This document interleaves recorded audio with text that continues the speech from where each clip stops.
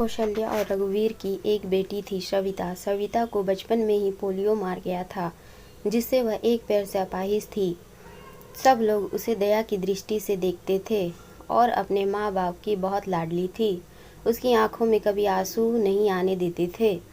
सविता अपाहिज जरूर थी, लेकिन सभी कामों में कुशल थी। स्कूल में भी वह सभी अध्यापकों की प्रिय थी। एक दिन कौशल्या बोली, कौशल्या सुनो जी, 11वीं पास हो गई है। हमारी बेटी दिव्यांग है, उसके लिए भी ऐसा ही लड़का ढूंढना पड़ेगा। लगता है उसकी शादी करने में बहुत मुश्किलें आएंगी, इसीलिए अभी से लड़का ढूंढना शुरू कर दो। रघुवीर, हाँ कौशल्या सही कह रही हो। सविता कितनी सुंदर और सर्वगुण संपन्न है, लेकिन पैर की वजह से मेरी बेटी की जिंदगी खराब हो गई। सविता ने अपनी माँ और बाबूजी की बातें सुन ली। वह पास आकर बोली, सविता, बाबूजी क्या मैं आप सब पर बोझ हूँ? मेरा पैर खराब है, इसका मतलब यह तो नहीं मैं किसी पर आश्रित रहूंगी। फिर भी कैसे हुई मेरी जिंदगी खराब? कौशल्या, मन छोटा मत कर बेटी, किसने कहा है कि तू बोझ है? तू तो हमारी आंखों का तारा है। सविता, माँ, मैं पढ़ाई के साथ साथ कुछ करना भी चाहती हूँ, जिससे मैं खुद पर निर्भर रह सकूं। इधर सविता के लिए पढ़ाई पूरी हो गई और उधर रघुवीर सविता के लिए लड़का ढूंढने लगा। सविता के लिए परेश का रिश्ता आया। परेश रसायन फैक्ट्री में काम करता था। परेश अपनी माँ रमा और अपने पिताजी मुकेश के साथ सविता को देखने उसके घर आया। मुकेश, अरे बेटा, लड़की का तो पैर खराब है। परेश, पिताजी, अगर मैं दिव्यांग लड़की से शादी करूंगा तो मुझे किसी का जीवन संभालने का सौभाग्य मिलेगा।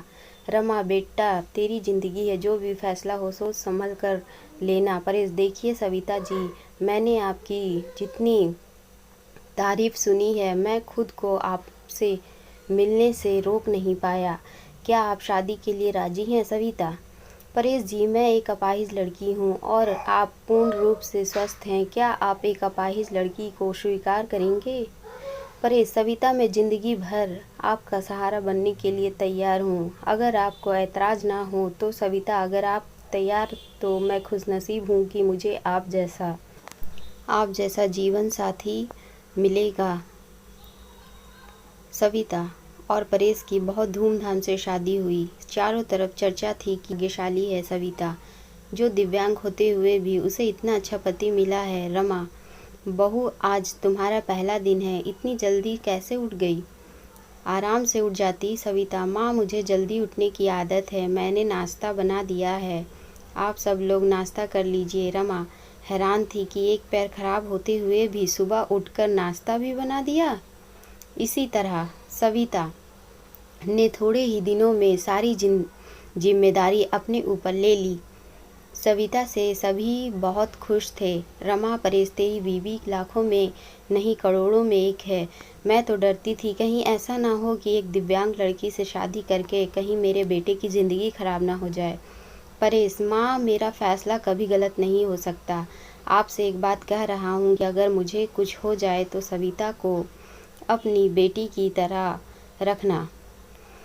रमा, चल पागल, ऐसे नहीं बोलते, वो भी मेरी बेटी ही है। और अगले ही दिन उनकी खुशियों को जैसे किसी की नज़र लग गई। परेश की फैक्ट्री में जहरीली गैस लीक हो जाने से कई लोगों की मौत हो गई, जिनमें परेश भी शामिल था।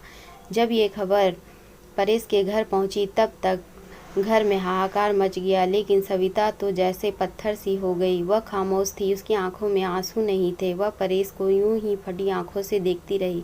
कुछ औरतों ने उसे कहा, रो गया है, अगर रोएगी नहीं तो पागल हो जाएगी तू, विधवा हो गई है। विधवा, इस तरह की बातें सोचकर सविता फूट फूट कर रोने लगी। सविता रोते हुए बोली, उठो परेश, आंखें खोलो, मैं अकेले किसके सहारे जीऊँगी? अभी तो मैंने तुम्हारे साथ कुछ ही दिन गुजारे थे, फिर मुझे अकेला छोड़कर क्यों चले गए? परेश का अंतिम संस्कार हो गया और सविता के अरमानों का भी। रमा, अरे ये क्या हुआ बहू, सफ़ेद साड़ी क्यों पहनी हो तुम ने? सविता, माँ, सबने मुझे कहा है कि मेरे जीवन के सब रंग परेश के साथ ही चले गए हैं, अब मुझे सफ़ेद साड़ी ही पहननी है। रमा, नहीं बेटी, तुम हमारे दुख को और मत बढ़ाओ, आज से तुम कभी भी सफ़ेद कपड़े नहीं पहनोगी। हफ्ते महीने यूं ही शोक में गुजर गए। कौशल्या और रघुवीर सविता को लेने के लिए आए। कौशल्या, मेरी बेटी का जीवन तबाह हो गया, पूरी जिंदगी अकेले कैसे काटेगी, इसलिए हम उसे अपने साथ ले जाना चाहते हैं। रमा, देखिए समधन जी, सविता कही, आप उसकी शादी करके कर्तव्य मुक्त हो चुके हैं, ले भी कुछ कर्तव्य हैं। हमारी बहू हमारी बेटी बनकर हमारे पास ही रहेगी। ये कहते हुए रमा ने सविता को गले से लगा लिया।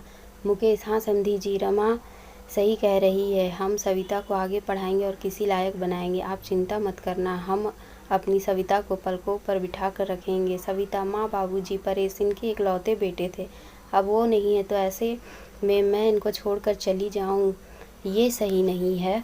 मैं इनके पास रह कर ही इनकी सेवा करूंगी। सविता के माँ बाबूजी चले जाते हैं। अब सविता अकेली थी, उसने अपना सारा ध्यान पढ़ाई में लगा दिया। ऐसे में उसकी मुलाकात गौरव से हुई, जो समय समय पर सविता की पढ़ाई में मदद करता था।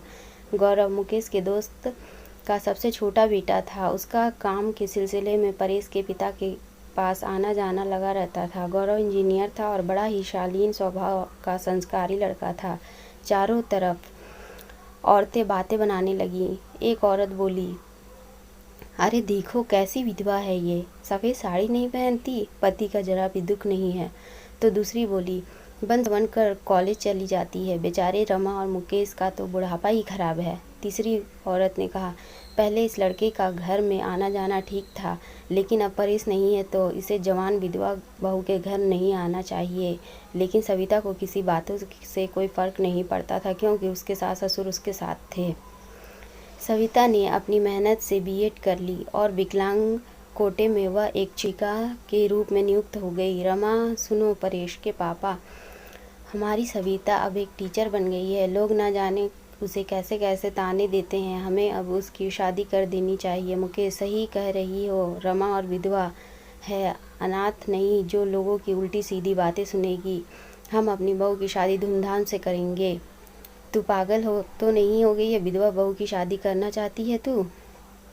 मुकेश, हाँ मैं शादी करना चाहती हूँ, उसकी ज़िंदगी से विधवा शब्द हमेशा के लिए मिटाना चाहती हूँ। तभी गौरव ने आके कहा, गौरव अंकल, अगर आप सविता के काबिल समझे तो मैं आपके बहू से शादी करने के लिए तैयार हूँ। मुकेश, गौरव तुम? गौरव, हाँ मैं मुकेश, मुझे यकीन ही नहीं हो रहा है कि मेरी बेटी तुम्हारे जैसे लायक है और होनहार बेटा पसंद करेगा।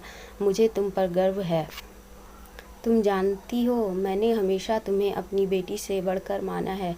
मैं चाहता हूँ कि तुम्हारी ज़िंदगी के अधूरे सपने को पूरा करूँ। मैं तुम्हारी शादी गौरव से करना चाहता हूँ। तुम्हें कोई एतराज़ तो नहीं? सविता, पिताजी, परेश की जगह शायद ही मैं किसी को दे पाऊँ, लेकिन आपने जो मेरे लिए किया है वो कोई नहीं कर सकता। आपका फैसला मेरे सराखों पर, जैसा आप कहें मुझे मंजूर है। और फिर सविता और गौरव धूमधाम से शादी हो गई और सब खुशी खुशी से रहने लगे।